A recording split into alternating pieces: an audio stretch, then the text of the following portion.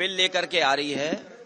Bharatiya Janata party का इतिहास जिस तरह के फैसले लिए अगर हम देखें, उससे कहीं न कहीं जो परिणाम भारतीय जनता पार्टी चाहती थी वो नहीं आए।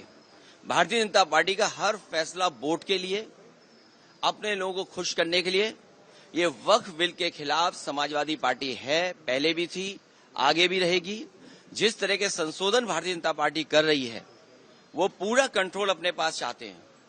जो एडमिनिस्ट्रेटिव पावर है वो पूरा का पूरा अपने पास रखना चाहते हैं। इस देश ने वो समय भी देखा है कि जिस समय एडमिनिस्ट्रेटिव गलत फैसले की वजह से भारत की जो संस्कृति रही, भाईचारा रहा, उसके खिलाफ खाई पैदा की है।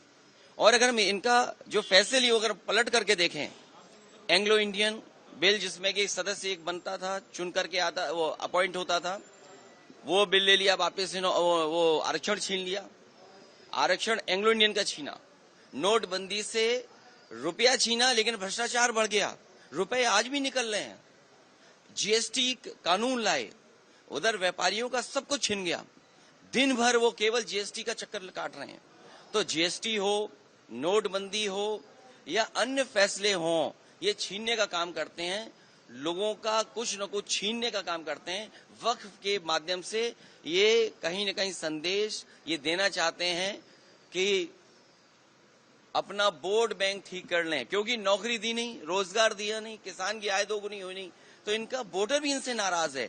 देखिए, जिस वोटर को ये तुष्टीकरण कहते थे, हम लोग तुष्टीकरण कर रहे हैं, क्या ये तुष्टीकरण नहीं दे रहे हैं, कर रहे हैं किट बांट करके। अभी ईद पर जो किट दी है, क्या ये तुष्टीकरण में नहीं आएगा? क्योंकि इनको पता है इनका वोट खिसक गया है। अभी तक तो ये हिंदू भाइयों को गुमराह करते थे, अब इनकी कोशिश है कि मुसलमान भाइयों को भी गुमराह कर दें। सर, वो कह रहे हैं वक्फ पे विपक्ष गुमराह कर रहा है। सर कह रहे हैं कि वक्फ पे आप एंग्लो इंडियन इन्होंने छीना, क्या विपक्ष ने गुमराह किया? आपने आरक्षण छीना, जो यहाँ पर लोकसभा में चुन करके आते थे, असेंबली में अपॉइंट होते थे, तो वो छीना आपने। नोटबंदी पे आपने कहा कि आतंकवाद खत्म हो जाएगा, इनके लोगों को माफी मांगने जाना पड़ा। क्या आप सोच सकते हो? फौज के गलत फैसले की वजह से, हालांकि नई बात बनती ये कहने की है, लेकिन फिर भी कह रहे हैं, एक घटना ऐसी हुई जिसमें इनको माफी मांगनी पड़ी है फौज के बड़े अधिकारी को जाकर के, जो गलत एनकाउंटर हुआ था। तो इन्हीं की वजह से आतंकवाद बढ़ रहा है। नोटबंदी फैसला लिया, क्या भ्रष्टाचार नहीं बढ़ा?